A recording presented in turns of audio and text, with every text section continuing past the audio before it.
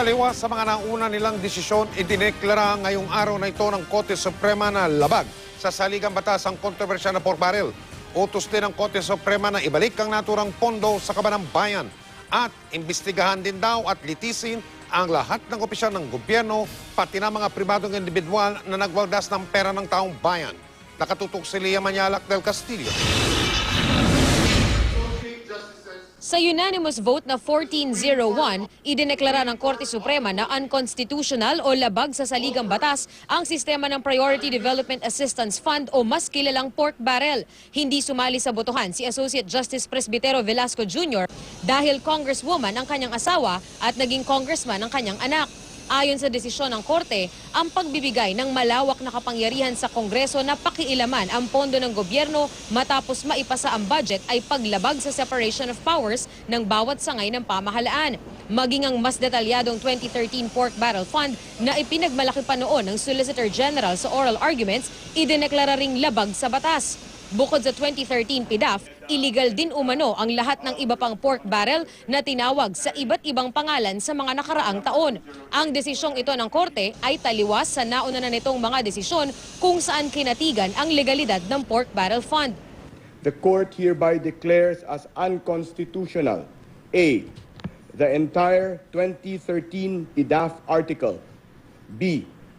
All legal provisions of past and present congressional pork barrel laws, such as the previous PDAF and CDF articles and the various congressional insertions which authorized legislators, whether individually or collectively organized into committees, to intervene, assume, or participate in any of the various post-enactment stages of the budget execution, such as but not limited to the areas of project identification, modification, and revision of project identification, fund release, and/or fund realignment unrelated to the power of congressional oversight. Labag din sa batas ayon sa Korte Suprema ang pagbibigay ng lump sum funds sa mga mambabatas na nagagamit nila sa mga proyektong sila mismo ang namimili. Ano pa raw ba ang silbi ng mga oversight committee kung ang mga mambabatas din ang namimili ng mga programang popondohan nila? Sa desisyon din ng Supreme Court, sinabi nitong labag din sa saligang batas ang probisyon ng Presidential Decree 910 na nagbigay ng kapangyarihan sa Pangulo na ilaan ang Malampaya Fund sa ibang proyekto kahit pa hindi pang elektrisidad. Matatanda ang naging kontrobersyal ang Malampaya Fund dahil sa halip na magamit lang ito sa mga proyektong may kaugnayan sa enerhiya, nagalaw din ito para sa Calamity Fund o kung anuman ang sabihin ng Pangulo. Ang probisyon naman ng President's Social Fund na nagtatalaga sa Pangulo na pondohan ng mga priority infrastructure projects, illegal din. Ang President's Social Fund ang sinasabing pork barrel ng Pangulo.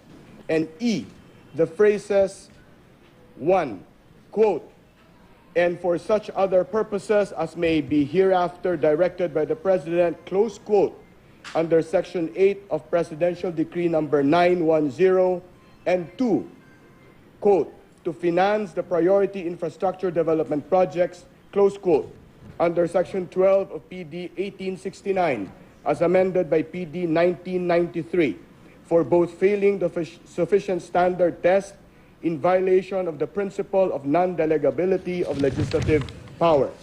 Dahil sa desisyon, permanente na ang restraining order sa paggamit sa natitirang pondo ng PDAF ngayong taon. Ibig sabihin, hindi na ito maaaring gamitin o i-realign ng Kongreso. Katunayan, pinababalik ng Korte ang pondo sa kaban ng bayan. Maging ang pondo sa ilalim ng Malampaya at President's Social Fund na idineklarang unconstitutional, dapat din ibalik sa kaban ng bayan. Said funds covered by this permanent injunction shall not be disbursed/released, but instead returned to general coffers of the government. Bukod pa dyan, pinag-utos din ng Korte na imbestigahan ang lahat ng opisyal ng gobyerno at mga pribadong individual na posibleng nagwaldas sa Pork Barrel Fund. Lia Manyalak del Castillo, Nakatuto, 24 Oras.